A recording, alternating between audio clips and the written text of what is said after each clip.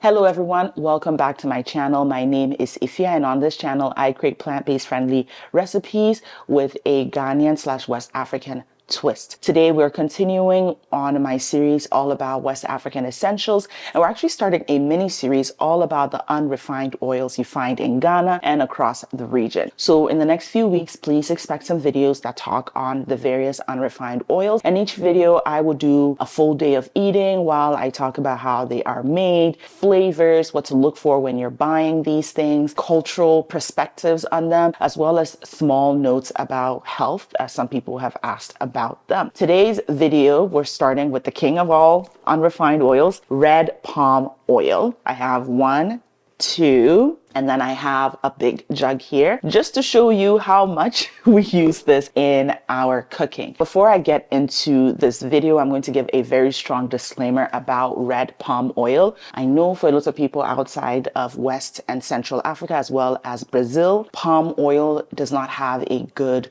connotation. And I understand the reasoning why, and I will explain this more when my cookbook comes out, the unrefined palm oils we use in Ghana, West Africa, Central Africa, Brazil are rooted in traditional knowledge. Oil palm is indigenous to West and Central Africa and has been a part of our diet for centuries. Most of the unrefined oils that you get from West Africa usually are made in a smaller scale. It is not highly commercialized. There are some larger scale farms, but yeah, they all are made honoring the practices that we love. I know palm oil does not have the best rep in the Western world because of plantation style oil palm production in Southeast Asia that has caused rampage on the ecosystem. That type of palm oil, while the same tree, I think the products and the processes really exist outside of West African knowledge and culinary traditions that I don't like to mix them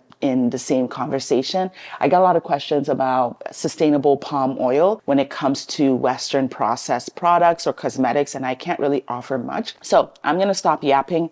Let's get into the details of today's What I Eat in a Day. A brief introduction. What is red palm oil? So red palm oil is the oil made from the fruits of the oil palm. The oil palm is a red fruit, and as I speak, I will be sharing some pictures and videos on the side. Oil palm is a red fruit, and that fruit, you can get oil from it, and inside there is also a kernel. You can get oil from it. So the reason why oil palm or palm oil is so prolific in this world is because for a little fruit, you can extract a lot of oil. Unrefined red palm oil is characteristic by a bright red color. And again, that's from the fruit, and we don't deodorize it or process it to remove it because we love the color. It gives our food a vibrant red color. Red palm oil has a very buttery flavor. Because of the color and the high beta carotene content, some people say that it has notes of carrots because carrots also has a high beta carotene content. And if you don't know, beta carotene is a precursor to vitamin A. So while red palm oil and many tropical oils are higher in saturated fats, the benefits of this is that it has a decent amount of beta carotene, so there is good in that. And not to say that saturated fats should be completely banned, but for some people who are concerned about their heart health and cardiovascular health, I still think palm oil can be part of a healthy West African diet, but with everything, take in moderation. So one of my favorite ways to cook with red palm oil is just for simple cooking. Red palm oil does have a low smoke point. It's almost like coconut oil. And that's the case for a lot of unrefined oils. They turn to burn or smoke very easily, as you can see here. I'm just adding a few tablespoons. I'm going to actually turn off the pan because it's smoking a lot. I keep the heat at low, so I'm going to add my onions in there. I like onions. It smells so good. Again, that buttery, almost light carrot flavor. I'm gonna add in some mushrooms. Just a little bit. Mushrooms are gonna take some time to cook. So while that is going, I will get started on my yogurt bowl. I'm going to season with some dash, which is a salt-free, I don't know if it's salt-free seasoning. And a tiny bit of fermented locust bean powder for a savory flavor. And I'll add some soy sauce instead of salt for that more savory flavor. Just a little bit. I'm going to add some spinach before I add my just egg. Obviously, I don't eat chicken eggs or any bird egg or animal egg, but if you do, I think this would be a really good way to cook your eggs. If you do scrambles or stuff, I think it adds a really nice flavor. I'm gonna keep mixing till my spinach wilts, and then I will add in my liquid plant-based egg. I'm gonna save you from the rant of just egg because they keep doubling their prices. I also like to add some tomatoes sometimes, so it just depends. Black pepper. I like the flavor of black pepper a lot. I am using just egg. But if you don't have access to just egg, I will leave a link to a creator who made a alternative version. And I think it will work very well too.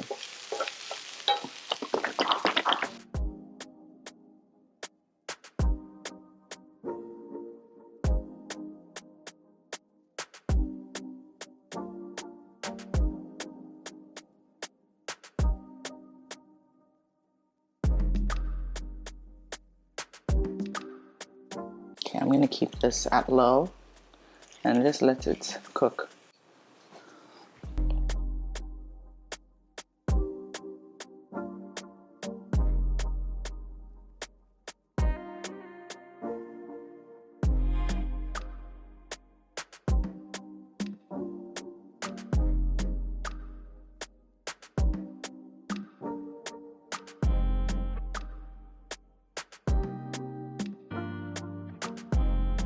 It has cooled down a bit because I did have to go to my local grocery store to buy some fresh bread.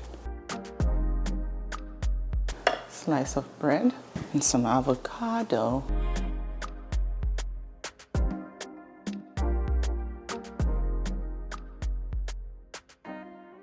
So this is what I'm having for breakfast. Let me get the yogurt. I'm keeping breakfast incredibly simple. I have put some chia seeds and some soy milk, added my yogurt, and I'm topping it with some blueberries and roasted almonds, and that is breakfast. Red palm oil is made in various ways. I posted an abbreviated video of this on my Instagram, and I got a lot of comments about the different ways red palm oil is made. In fact, my mom's family made it differently from the way I'm going to show you.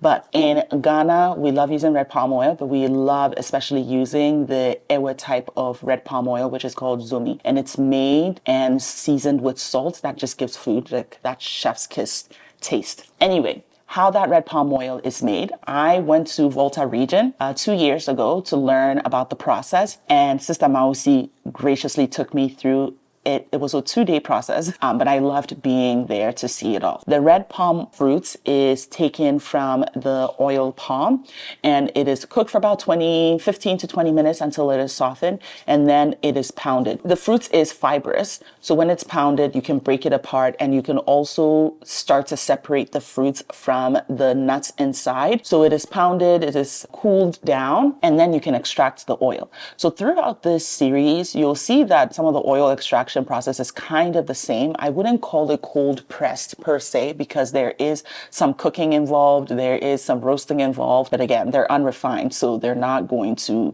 deodorize out the flavor.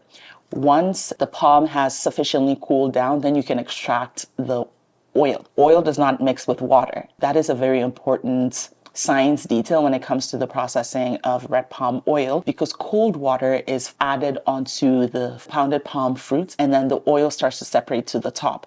So what Sister Mausi was doing was that she just constantly kept adding cold water, cold water, cold water. And the town that I was in Volta region, they are all about sustainability. So she did use water in plastic bags, but that plastic bag she was going to use for something else. So they were trying their best to maintain a sustainable process. So as the water was added, you can tell that the oil is starting to separate out. Because it's cold water, the oil will solidify a little bit. And as she was doing that, she started straining out the fiber of the red palm fruit.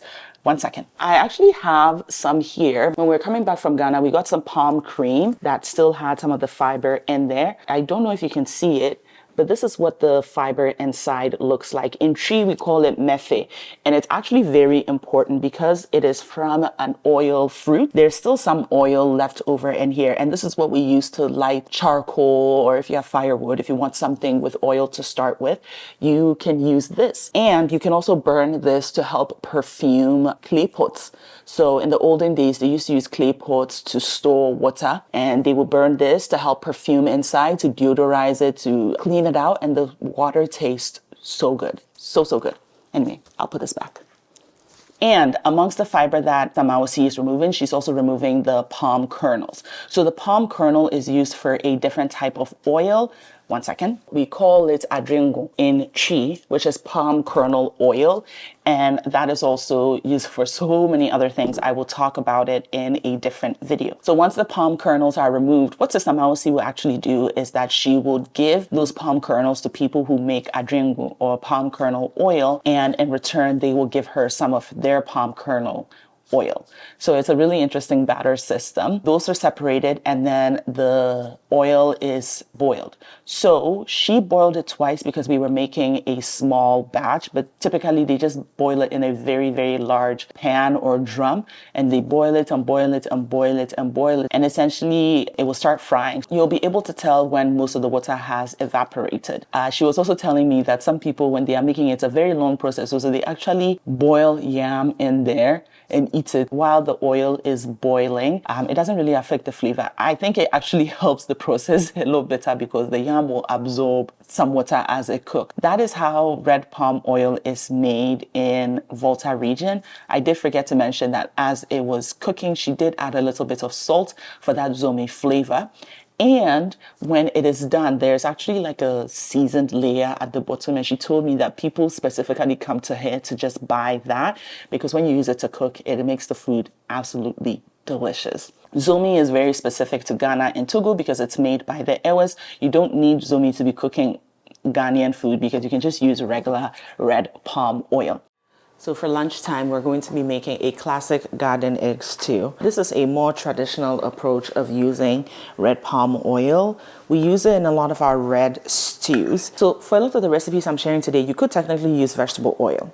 However, this is a red palm oil video, so I'm going to be using red palm oil as it is traditionally used. So I'm going to start with some red palm oil. I'm not going to go too much. See, it's already smoking. It's a low smoke point, so I'm going to keep my heat very low. I'm not going to touch on this in this video because I'm using a Ghanaian lens to approach red palm oil, but I do know that Nigerians like to bleach their red palm oil, and that basically cooking and frying and smoking it to lose the red color, but it gives the unique flavor for specific stews that they make. If you want to learn more about that, I suggest looking up Ofada stew or Ayamashi stew, and you'll learn a little bit more about the red palm oil bleaching process. So typically fermented fish is used for something like this. In southern Ghana, they prefer fermented fish more than dawa dawa because dawa dawa doesn't grow in southern Ghana. So fermented salted fish called momone is the way to go. To keep this 100% plant-based, we are going with some fermented locust beans instead. And I'm putting them at the bottom first, as you would with momone. I'm going to be adding some onions and some garlic and ginger.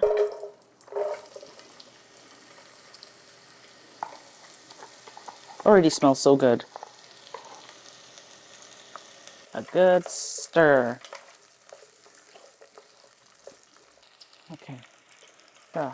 A lot of people say West African food is not healthy because of a lot of the unrefined oils we use. And as I previously mentioned, that they do have higher saturated fat. That's why they are solid at room temperature. Every nice thing should be enjoyed in moderation. So that's why I like to keep my use a few tablespoons, at least like maybe at most a quarter cup, but that's if I'm making a large quantity. Our onions are soft, so I'm going to add in my tomatoes and my bell pepper. Typically you would blend these, but I'm not in the mood to be washing blender, so we're going to add the tomatoes.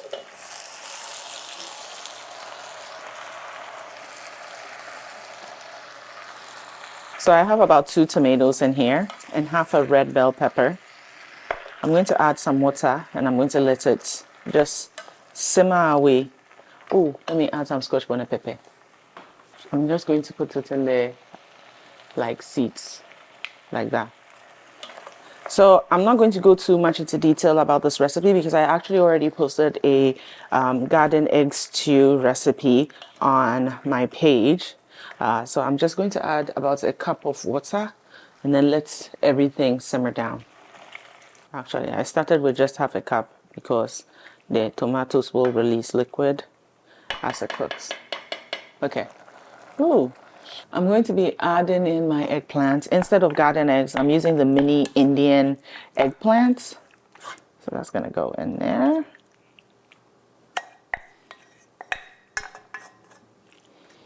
I'm also going to add some soya chunks for protein. Again, traditionally people will use tin fish. I'm going to add GHANAIAN, which is basically a Ghanaian all-purpose seasoning. I forgot to mention, GHANAIAN is an all-natural spice blend. So it has garlic, thyme, anise seeds, rosemary, cloves, ginger, white pepper, and salt. For a savory seasoning blend, I'm going to be adding some better than bouillon pastes. I'm giving everything a good stir, and I'm going to let it cook for about 5 minutes for all the flavors to meld together. Typically, some people, well, not typically, some people also add eggs, but I've already had my rationing of plant-based eggs today, so I will just keep it as this for now. Then pretty much ready. I am going to be adding in some greens. Today I have a special option. My local Asian store sells moringa and I have been meaning to buy some. So yesterday I finally, not yesterday, the day before that I finally got some. I picked them from the branches and washed in salt and cooked for about 5 to 10 minutes in some warm water and salt. And that's what I'm going to use. It doesn't taste like, it doesn't have a strong flavor actually. I think I would say it's a mild green. It has, I actually prefer it over spinach. It does cook down like spinach. But yeah, once you mix it into these things, like you're not going to really taste something bitter. Especially because I washed it with salt, which helps with the bitterness. I'm going to let this cook for about 5 minutes in here and everything should be ready. This looks so good. It's going to go on a bed of quinoa. Like this actually looks really good. I have here a plate of quinoa. You can eat garden egg stew with rice, with boiled yam, with boiled plantain, but I have some quinoa here. The reason I chose quinoa, to be very honest with you, my mom had too much quinoa left in her pantry. And so that's why we are choosing quinoa. Typically, if you used a lot of palm oil, this palm oil will just sit on the top. And I like to use my palm oil in moderation for flavor.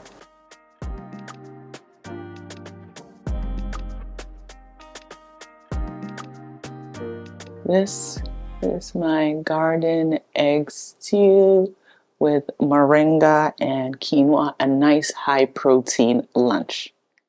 Obviously, the only places that you can really buy these are at West African stores. I know that there are some brands like Nutiva that sell a sustainable red palm oil from Ecuador, but I always encourage people to go to West African stores because you're supporting West African businesses, you're supporting small businesses, and you're partaking in a very important cultural experience if you're buying this straight from a West African store. One of the things that I always recommend people to do is to buy them in clear containers. This is so important because when you go to the African store, some of them sell them in red containers. And it's going to dupe you to think that the oil in there is good quality because your eyes see red, you're like, oh, red. But the oil inside is not good. And I will show you what good quality red palm oil looks like while we're cooking. These ones my mom got from her friend. This one we bought at an African store. So you're always looking for a clear bottle where you can assess the redness of the oil. So that is that. The last thing I'm going to make is a chili oil. I made this for another recipe and I really liked how it came out. So we're going to make some again and I'll show you how I do it. So I'm going to start by grinding my base. So in here I have like a large thumb size of ginger. I have about 3 cloves of garlic and like a tiny amount of onion. Put that in there. So it's like making chateau, but like very quickly and with red palm oil. I will be doing a coconut oil version soon. So this chili oil, the concept of this chili oil is actually combining a few things. Well, first of all, in Ghana, we have something called shito, which is a spicy hot sauce that is cooked in a lot of oil, almost as a preservative. But we also, in some of our traditional meals, top our raw sauces or quick sauces with a palm oil topping. So this is just kind of, I guess, a fusion way of doing this. I made this chili oil for another recipe and I wanted to replicate the same thing, but I am filming this in March, and if you know anything about red palm oil, in the coolest of temperature, it just solidifies. I wanted a chili oil that was not going to be solid at room temperature, and I also love the flavor of the palm oil, so that's why we're combining red palm oil with a vegetable oil that stays liquid at room temperature.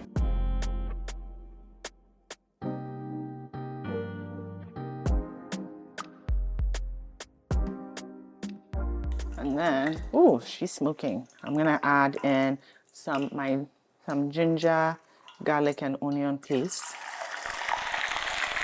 So you can tell that there's water in there based on just how the bubbles are, just kind of sitting on the top. And then once the onions crisp a little bit, I'll pour it on my spices, which I need to blend. I'm going to let it cook for a bit for the water to evaporate. I'm going to add in my spices. So I have some chili powder, some grains of paradise, anise seeds, and fermented locust beans.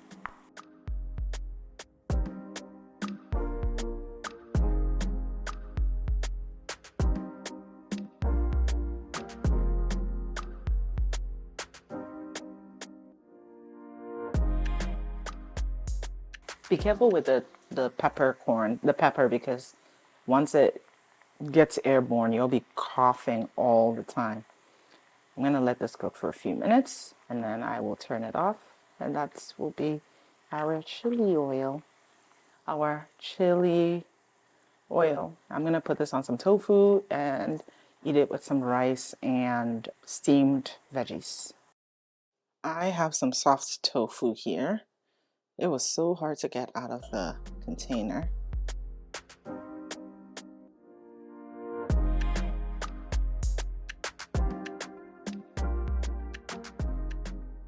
Okay, so I have my soft tofu and now my chili oil. That is really looking like shito.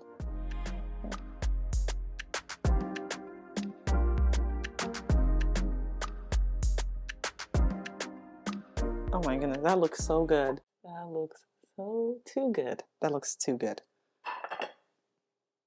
Okay, so I finished cooking. I have my chili oil tofu thing, and I'm actually eating it with some rice and broccoli. It's brown rice and broccoli, and this is going to be my dinner. I am very excited. I'm really happy with how everything came out. So this is a dinner. And yeah, thank you all so much for watching this video. All recipes will be linked in the description box below. I hope that this video gave you some insight into red palm oil, why we use it, why we love it. And if you have any questions, please leave them in the comment section below. And I'll see you in my next video. Bye.